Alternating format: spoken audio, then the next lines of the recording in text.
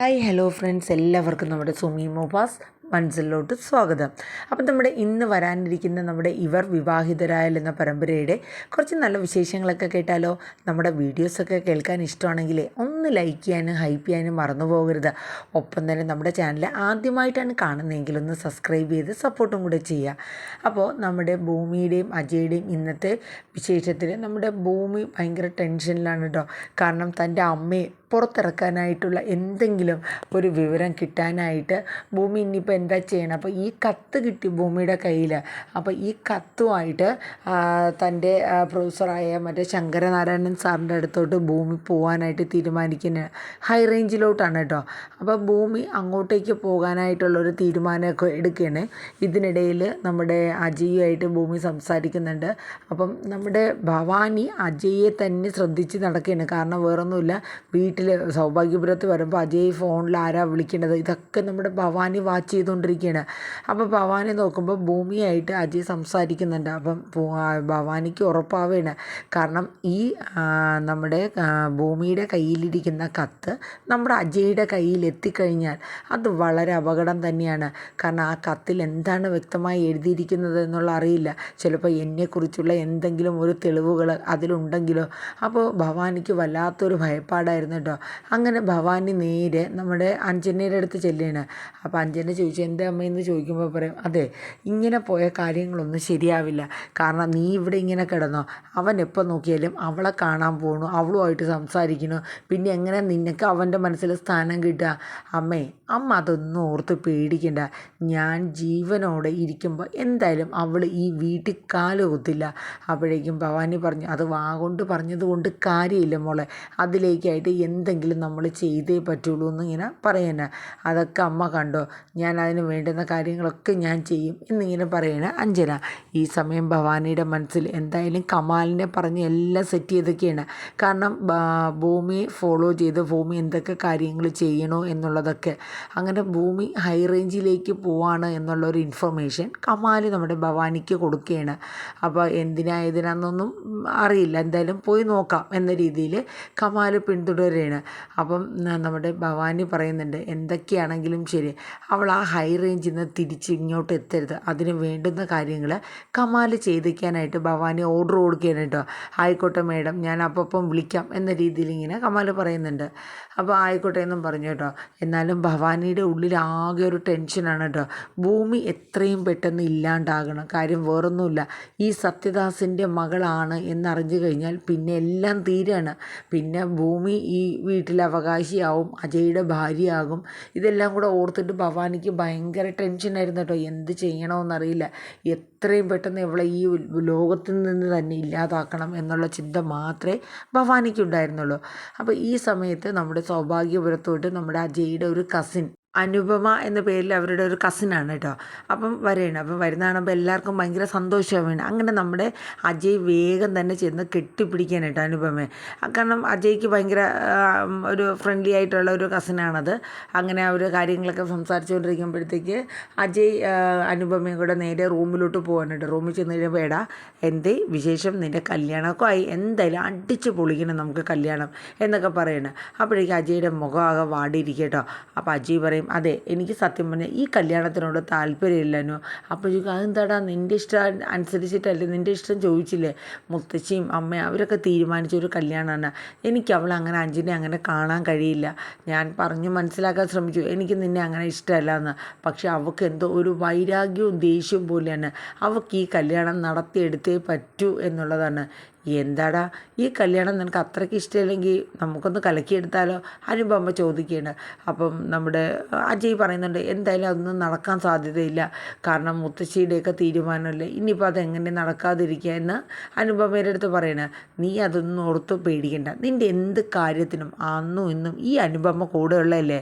ഇനി എൻ്റെ ലക്ഷ്യം ഈ കല്യാണം എത്രയും പെട്ടെന്ന് കലക്കി കൈ തരിക എന്നുള്ളതാണ്. അതുകൊണ്ട് നീ ഇനി ടെൻഷൻ ആവണ്ട, ഇത് ഞാൻ കലക്കിയിട്ട് വേറെ കാര്യമുള്ളൂ എന്ന് അനുപമ പറയണേ. ആയിക്കോട്ടെ. അപ്പം അജയ്ക്ക് ഒരു ചെറിയ ആശ്വാസമൊക്കെ ആവേണ്ട കേട്ടോ. അത് കഴിഞ്ഞ് പിന്നെ കാണിക്കുന്ന സീന് നമ്മുടെ ഭൂമി ഒരു ഓട്ടോറിക്ഷയിൽ പോയിട്ട് പിന്നെ ഒരു ബസ്സിൽ കയറിയാണ് ഈ ഹൈ റേഞ്ചിലോട്ട് പോകുന്നത് കേട്ടോ. അപ്പോൾ പോകുന്നതിൻ്റെ ഇടയിൽ ഭൂമി ഇടയ്ക്കൊന്ന് തിരിഞ്ഞ് നോക്കുന്നുണ്ട്. കാരണം ഓട്ടോറിക്ഷയിൽ ഇരുന്ന സമയത്തും തന്നെ ഒരാൾ ഇന്നലെയും തന്നെ ഒരാൾ ഫോളോ ചെയ്തതായിട്ട് ഭൂമിക്ക് തോന്നിയായിരുന്നു. ഒരു ബൈക്കിൽ ഹെൽമെറ്റൊക്കെ വെച്ച് ഒരാൾ.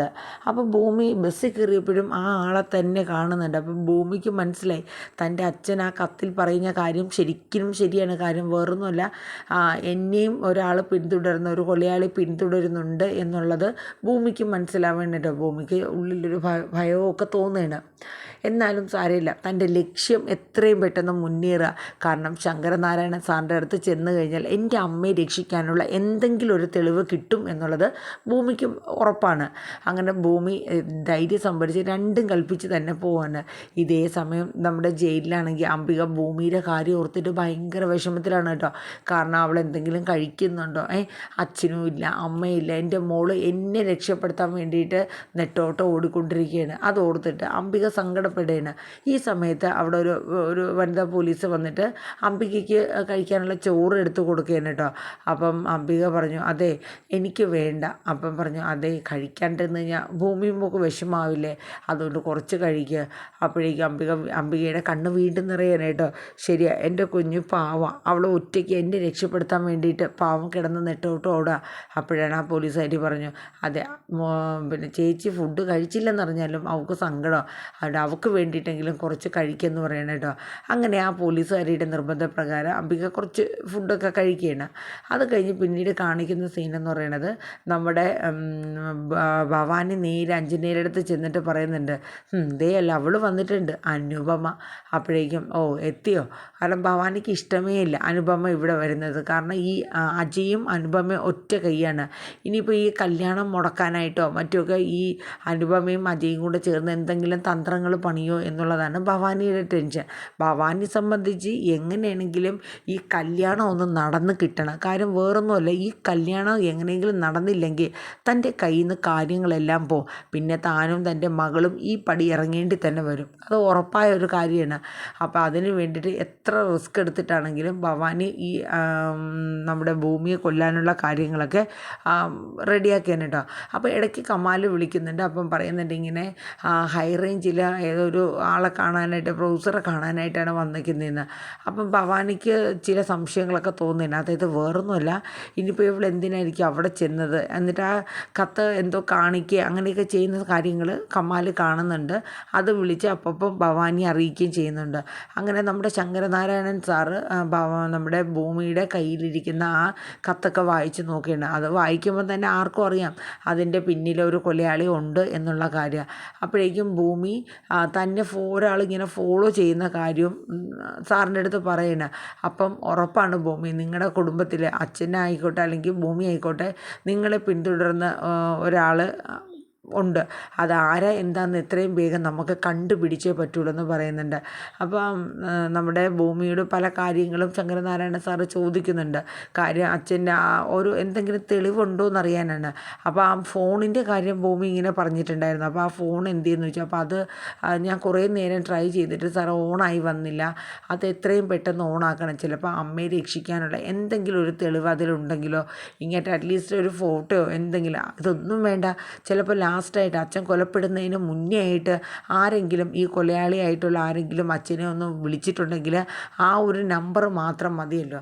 അതുകൊണ്ട് എത്രയും പെട്ടെന്ന് ആ ഫോണ് ഒന്ന് ഓണാക്കി ഭൂമി നോക്കണം, അതിലെന്തെങ്കിലും ഒരു തെളിവുണ്ടാകും എന്നുള്ള കാര്യം ഉറപ്പാണെന്ന് ഇങ്ങനെ ഭൂമിയോട് നമ്മുടെ ശങ്കരനാരായണൻ സാറ് പറയാൻ കേട്ടോ. അങ്ങനെ ഭൂമി അതൊക്കെ കേട്ട് പിന്നെ കുറേ നേരം സാറ് സംസാരിക്കുന്നുണ്ട്. എത്രയും പെട്ടെന്ന് തന്നെ നമുക്ക് അമ്മയെ പുറത്തിറക്കാൻ പറ്റും, ഭൂമി തളരരുത്, എത്രയും ധൈര്യം സംഭരിച്ച് മുന്നോട്ട് പോകണം എന്നൊക്കെ പറഞ്ഞ് സാറ് ഒരു ആശ്വാസം കൊടുക്കണം കേട്ടോ നമ്മുടെ ഭൂമിക്ക്. ഇതേ സമയം നമ്മുടെ ഭവാനിക്കാണെങ്കിൽ ഇരുന്നിട്ട് ഉറപ്പ് വരുന്നില്ല എന്താകും. കാരണം ഇവളുടെ ഒരു മരണ വാർത്ത, ഇവൾക്ക് എന്തെങ്കിലും പറ്റി എന്നുള്ള ഒരു വാർത്തയ്ക്ക് വേണ്ടിയിട്ട് ഭവാനി ഇങ്ങനെ കാതോർത്ത് ഇരിക്കുകയാണ് കേട്ടോ. ആ സമയത്ത് നമ്മുടെ അജയ് ഭൂമിയെക്കുറിച്ച് ഇങ്ങനെ ആലോചിക്കുകയാണ്. പാവം അച്ഛനും ഇല്ല അമ്മയില്ലാണ്ട് അതിങ്ങനെ ഓരോ കാര്യങ്ങൾക്ക് കിടന്ന് ഓടിക്കൊണ്ടിരിക്കുകയാണ്, എന്ത് ചെയ്യണമെന്നറിയില്ല. ആകെ ഒരു വല്ലാത്തൊരു ബുദ്ധിമുട്ടായിരുന്നു അജയ്ക്കാണെങ്കിലും. അജയ്ക്ക് ആ ഒരു വിഷമം, കാരണം എന്ന് വെച്ചാൽ ഭൂമിയുടെ ആ അവസ്ഥ മനസ്സിലാക്കി അജയ്ക്ക് എന്തോ വല്ലാത്തൊരു വിഷമമാണ്. കാരണം ആൽഫ്രഡും കൂടെ ചേർന്നിട്ട് എത്രയും പെട്ടെന്ന് അതായത് അതായത് ഭൂമിയുടെ അമ്മയെ പുറത്തിറക്കണം. അതിന് വേണ്ടിയിട്ട് എത്ര റിസ്ക് എടുത്താലും വേണ്ടില്ല.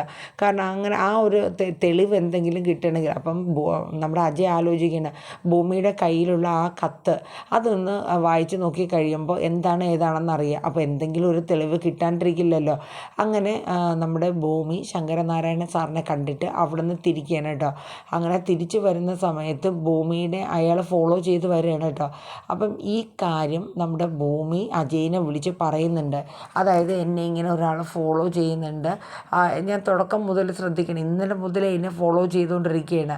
അപ്പോൾ അജയ്ക്ക് മനസ്സിലാവുന്നുണ്ട് ഭൂമിയുടെ പിന്നിൽ ഏതോ ഒരാളുണ്ട് എന്നുള്ള കാര്യം. കാരണം ഇങ്ങനെ ഒരേ ആൾ തന്നെ ഇങ്ങനെ ഫോളോ ചെയ്ത് നമ്മളെ വരുമ്പോൾ നമുക്ക് എന്തായാലും മനസ്സിലാവുമല്ലോ. അങ്ങനെ കാര്യങ്ങളൊക്കെ ഏകദേശം ഒരു ഇതിൽ പോവാണ്. അങ്ങനെ നമ്മുടെ ഭൂമി ഇനിയിപ്പോൾ ആ ഫോണൊന്ന് ഓണാക്കാനുള്ളൊരു ശ്രമത്തിലാണ്. കാരണം തൻ്റെ അമ്മയെ രക്ഷിക്കാനുള്ള എന്തെങ്കിലും ഒരു തെളിവ് അതിലുണ്ടാകും എന്നൊരു പ്രതീക്ഷയോടെയാണ് ഭൂമി ഇരിക്കുന്നത് കേട്ടോ. ഭൂമിയെ ഫുൾ സപ്പോർട്ട് ചെയ്തുകൊണ്ട് അജയ് എന്തിനും ഏതിനും ഭൂമിക്കൊപ്പം നിൽക്കുന്നുണ്ട് കേട്ടോ. ആ ഒരു ധൈര്യം ഭൂമിയെ മുന്നോട്ട് നയിക്കുന്നുണ്ട്.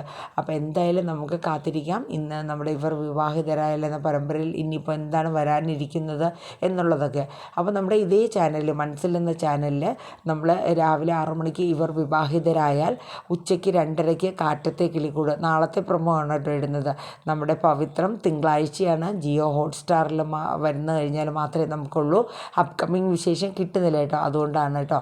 അപ്പോൾ എല്ലാവർക്കും നല്ലൊരു ശുഭദിനം പറഞ്ഞുകൊണ്ടും എല്ലാവർക്കും നല്ലൊരു ഗുഡ് മോർണിംഗ് പറഞ്ഞുകൊണ്ടും നമ്മുടെ ഇവർ വിവാഹിതരായാൽ എന്ന പരമ്പരയുടെ ഇന്നത്തെ പ്രൊമോ ഇവിടെ വൈൻഡപ്പ് ആവുകയാണ്. അപ്പോൾ tata bye bye, take care, thank you.